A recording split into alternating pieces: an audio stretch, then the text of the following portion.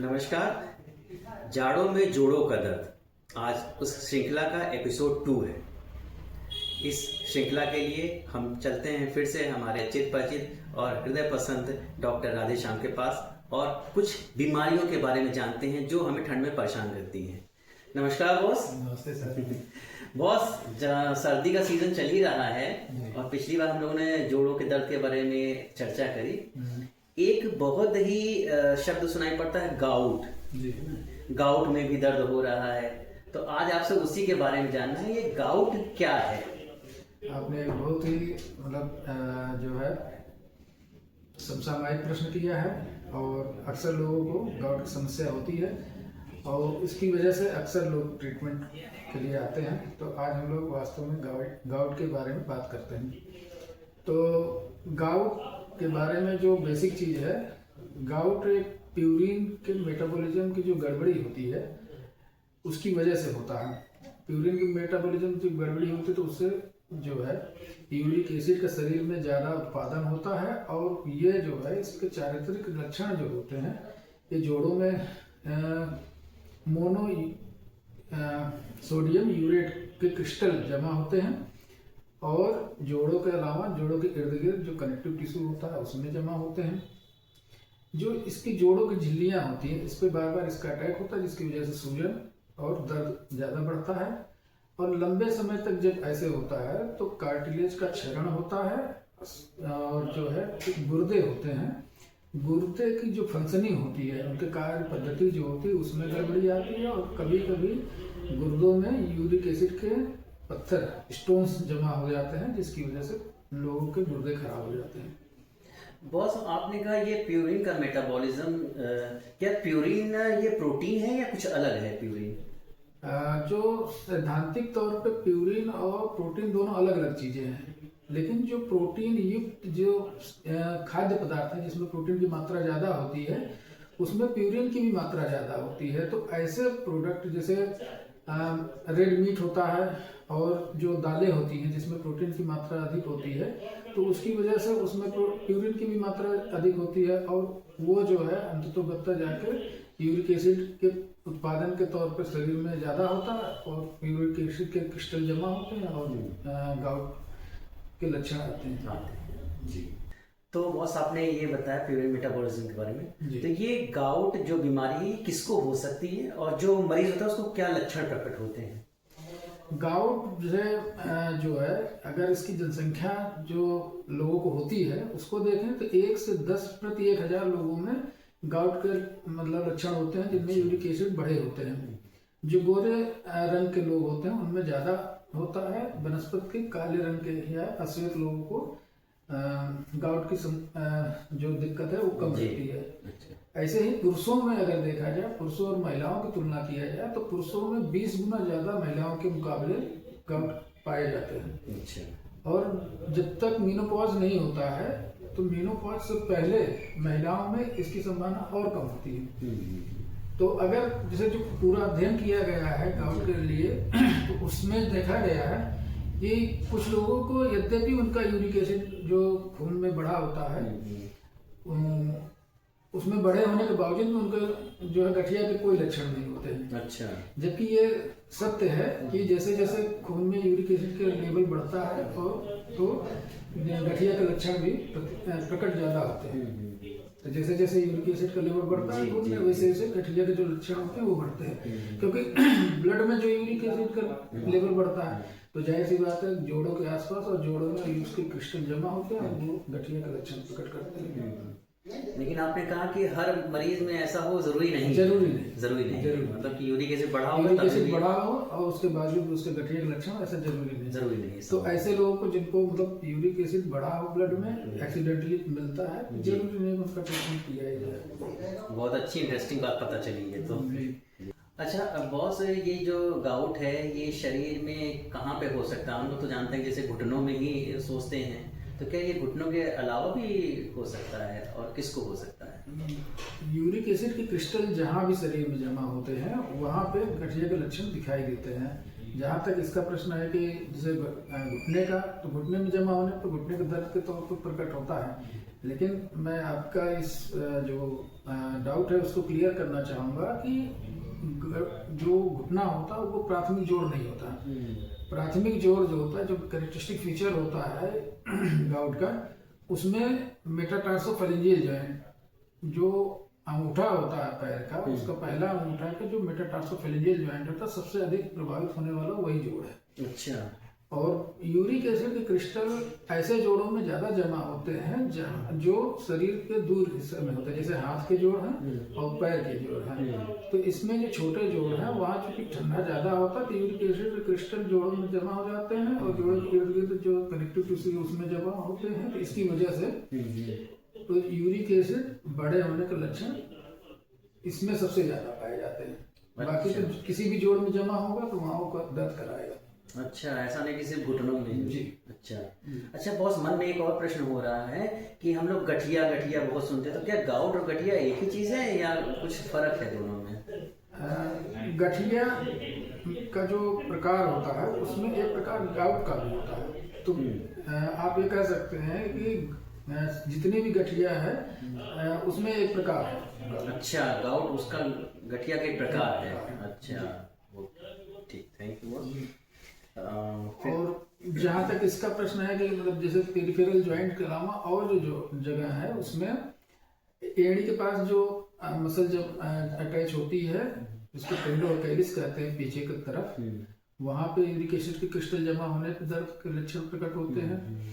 कोहनी जो होती है यहाँ पे ओलिक्रेनाम दर्सा आता है, तो इसमें जमा होने पे होता है। और कान का जो पिन्ना होता है, इसको पिन्ना कहते हैं कान का, तो इसमें भी जमा होता है यूरिक एसिड के क्रिस्टल। तो कभी कभी चाक के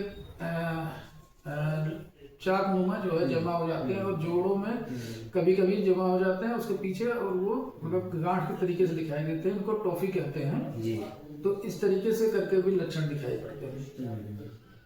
अच्छा बॉस, अभी आपने कहा जो एड़ी में, तो कुछ लोग शिकायत करते हैं कि वो सुबह उठते हैं तो एड़ी रख नहीं पाते, इतनी तकलीफ होती है, तो क्या ये गाउट की वजह से ही ऐसा है या वो अलग चीज होती है? कुछ पेशेंट ऐसे होते हैं जिनमें यूरिक एसिड बढ़े होने पे एड़ी में दर्द की शिकायत करते हैं, लेकिन बेसिकली वो प्लांटर फेसियाइटिस होता है। प्लांटर फेसियाइटिस की एक वजह गाउट भी होता है और शुगर भी होता है। अच्छा। और ज्यादातर मसलों में उसमें कोई नॉन रीजन नहीं होता प्लांटर फेसियाइटिस में। जी जी। बहुत अगला सवाल ये है कि किसी व्यक्ति को जोड़ों में दर्द हो रहा है, अब वो कैसे पता चलेगा उसको कि वो गाउट है या कुछ और उसकी तकलीफ है, तो ये कैसे क्लियर होगा? पहली बात तो यह है कि हम उसकी क्लिनिकल हिस्ट्री लेते हैं, इतिहास उसका जानने की कोशिश करते हैं। उसमें पारिवारिक इतिहास सबसे ज़्यादा चीज होती है। अगर पारिवारिक इतिहास है उसके घर में, पहले उसके घर में लोगों को यूरिक एसिड बढ़ने की इतिहास रहा, तो उसको होने की एक संभावना होती है। दूसरी बात यह है कि अगर पुरुष है और 30 साल से उसकी उम्र ज़्यादा है, तो हम उसको सब निगाह से देख सकते हैं कि इसको होने वाला है। और जो मतलब यूरिक एसिड के लक्षण बढ़े होने में जो मतलब प्रदर्शन करता है गाउट, उसमें सडन ऑनसेट होता है। जैसे पता लगा कि आप रात में खाना पीना खा के सोए और अर्ली मॉर्निंग इंटेंस पेन के साथ आप जग जाते हैं और वो आपको डॉक्टर के पास ले जाता है, तो ये एक लक्षण हो जाता है। और दूसरा कि सबसे जो कैरेक्टरिस्टिक फीचर होता है जहाँ पे जोड़ में यूरिक एसिड जमा हो रहा है, जैसे फर्स्ट मेटाटार्सोफेरेंजियल जॉइंट जो होता है, मतलब जो ग्रेट टो है पैर के पंजे का, उसमें यूरिक एसिड के क्रिस्टल जमा होते हैं। तो एकदम से शुरुआत होती है और कभी कभी 1-2 हफ्ते में थोड़ा थोड़ा दर्द करके होता है, एकदम से फ्लेयर अप हो जाता है। तो ये लक्षण होते हैं यूरिक एसिड बढ़े होने। अब जैसे जो कोई प्रेजेंट करता है यूरिक एसिड बढ़े होने पे, तो अगर हम उसके जोड़ों को देखें, त्वचा पे सूजन होगी, लाली होगी, और वो जो त्वचा होगी चिकनाहट के साथ होगी। अगर जब हम उसको छूते हैं तो वो जोड़ गर्म लगेगा और बहुत ही पीड़ादायक होगा टच करने पे, जो कि सेलुलाइटिस के और सेप्टिक आर्थराइटिस के लक्षण जैसे होते हैं। और कभी कभार तुरंत दर्द व छूने पे एड़ी और तलुओं में भी हो सकता है। तो इस तरीके से आप शक कर सकते हैं कि इसको यूरिक एसिड की दिक्कत हो सकती है। जी ठीक है बॉस, अब तो ये हो गया, तकलीफ हो गई। अब होता है कि सबसे पहले तो आदमी घर पे ही कुछ सोचता है कि हम घर पे ही कुछ करें, कुछ उपचार करें। जी। तो ऐसे मरीजों के लिए आप घरेलू उपचार में क्या सजेस्ट करेंगे बॉस? कोई भी पेशेंट है जिसको इस तरीके से दिक्कत हुई, मान लीजिए कि आप रात में खाना वाना खा के सोए और अर्ली मॉर्निंग आपको दिक्कत हुई, तो घरेलू उपचार सबसे पहले ये कर सकते हैं। आपके पास कोई दर्द निवारक गोली है तो ले सकते हैं, क्योंकि जोड़ बहुत गर्म है और बहुत इंटेंस पेन है, तो आप उसकी बर्फ से सिकाई कर सकते हैं और संबंधित जोड़ को रेस्ट देने की कोशिश कर सकते हैं। ये घर के उपचार में आ सकता है। जी जी। क्योंकि किसी न किसी कोई न कोई दर्द की दवाई हर घर में होती है, आप उसको जरूर ले सकते हैं। तो बहुत से ऐसे मरीज जो हैं, क्या कुछ परहेज करके भी अपने आप को बचा सकते हैं इस बीमारी से, कुछ कम कर सकते हैं अपनी तकलीफ? हाँ अवश्य, क्योंकि जो यूरिक एसिड बढ़ने की दिक्कत होती है उसमें अगर आप अपने आहार विहार को रेगुलेट करते हैं तो आप बच सकते हैं। तो इसमें जैसे क्या खाने की बात आती है, पहले तो है कि क्या खाएं और क्या ना खाएं। तो जो फल खा सकते हैं आप, उसमें चेरी है, सेब, संतरे, तरबूज, स्ट्रॉबेरी, अनार, खजूर और अंगूर खा सकते हैं। सब्जियों में लौकी, परवल, करेला, कद्दू, पत्ता गोभी, बथुआ, गाजर, खीरा, टमाटर और ब्रोकली का सेवन कर सकते हैं। अनाज में पुराना चावल, जौ, गेहूं, दलिया, पतली खिचड़ी और साबुत अनाज का सेवन कर सकते हैं। दालों में मूंग, अरहर वाले दाल कम मात्रा में सेवन कर सकते हैं। डेयरी प्रोडक्ट में कम वसा वाले दूध, दही और पनीर का सेवन कर सकते हैं। लेकिन इसका बताने का मतलब ये नहीं कि आप ढेर सारा खाना शुरू कर देंगे, तो मात्रा कम रख सकते हैं। पेय पदार्थों में है कि पानी खूब पीजिए, ग्रीन टी पीजिए, नींबू पानी पीजिए। मसालों में अदरक, हल्दी और काली मिर्च का सेवन करना चाहिए। अब बात आती है क्या नहीं खाना चाहिए।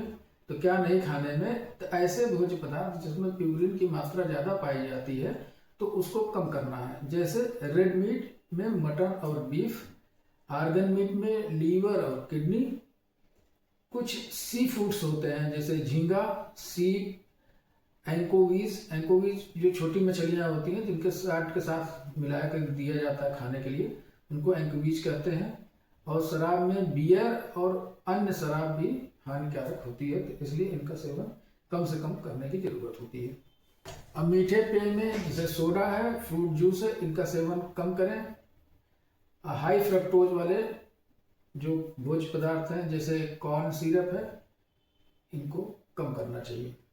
अब जीवन शैली की बात जहाँ तक आती है, आप एक अच्छा जीवन शैली अपनाएंगे तो जाहिर सी बात है आपके शरीर में यूरिक एसिड की जो प्रोडक्शन है वो कम होगा, तो आपको गाउट की समस्या नहीं होगी। तो उसमें है कि आप हाइड्रेशन अपना मेंटेन रखिए, मतलब खूब ढेर सारा पानी पीजिए जिससे शरीर में पानी की कमी ना हो। आप अपने वजन को अपने जो हाइट है उसके हिसाब से रखिए, जिससे कि आपको वजन बढ़ने की वजह से जो हो तो ये समस्या जोड़ों में वो ना हो। जब भी आप खाना खाएं धीरे धीरे चबा चबा के खाएं, जिससे कि यूरिक एसिड कम मात्रा में बने। और जब आपको ज़रूरत हो व्यक्तिगत तौर पर आप अपने डॉक्टर से सलाह लें, जिससे आपको उचित सलाह और उचित मार्गदर्शन मिले और आपकी यूरिक एसिड की समस्या से आपको निजात मिल सके। अब हमने परहेज भी कर लिया, हमने घरेलू उपचार भी कर लिया, तो डॉक्टर के पास कि अब ये अलार्मिंग सिग्नल है, अब हमें डॉक्टर के पास जाना चाहिए, तो वो कब व्यक्ति के पास? देखिए, जो यूरिक एसिड का सामान्य स्तर होता है खून में वो 4 मिलीग्राम पर डेसीलीटर से लेकर 7 मिलीग्राम पर डेसीलीटर होता है। अगर ऐसे लोग जिनके कि यूरिक एसिड का ब्लड में लेवल बढ़ा हो और जो लक्षण हैं, जैसे आप 30 साल की उम्र से ज़्यादा हैं, यानी पुरुष हैं, 30 साल से ज़्यादा उम्र है, आपके घर में यूरिक एसिड बढ़ने का इतिहास रहा है और आपके जोड़ों में लगातार दर्द बना हुआ है या शरीर के उन हिस्सों में दर्द बना हुआ है जो जोड़ के आसपास के हैं, और आपको सामान्य जो घरेलू उपचार हैं उनको लेने से आराम नहीं मिल रहा है, और दर्द की दवाइयाँ जो सामान्यतः घर में होती है उसको लेने से आराम नहीं मिल रहा है, तो आपको अपने डॉक्टर से जरूर सलाह लेना चाहिए। बिल्कुल। और हम अपने दर्शकों को बता दें कि डॉक्टर राधेश्याम जी उत्तर प्रदेश के प्रयागराज शहर में अपनी सेवाएं देते हैं, और इनका मोबाइल नंबर आपको स्क्रीन पर दिख भी रहा होगा, जहां आप फ़ोन करके डॉक्टर साहब से परामर्श प्राप्त कर सकते हैं। और हम अपने दर्शकों की तरफ से डॉक्टर साहब को बहुत बहुत धन्यवाद देना चाहेंगे कि वो आए हमारे चैनल पे इतनी सारी जानकारियाँ हमसे साझा की। धन्यवाद डॉक्टर साहब। धन्यवाद सर आपको, क्योंकि आपने हमें अपने चैनल पर बुलाया, जिससे कि हम जन सामान्य को जो ये यूरिक एसिड से संबंधित जानकारियाँ हैं उनकी अपनी भाषा में उपलब्ध करा सकें। और हमारा हमेशा उद्देश्य रहा है कि हम अपनी सेवाओं को ज़्यादा से ज़्यादा लोगों तक पहुँचाएँ और जिससे लोगों को लाभ मिले। धन्यवाद।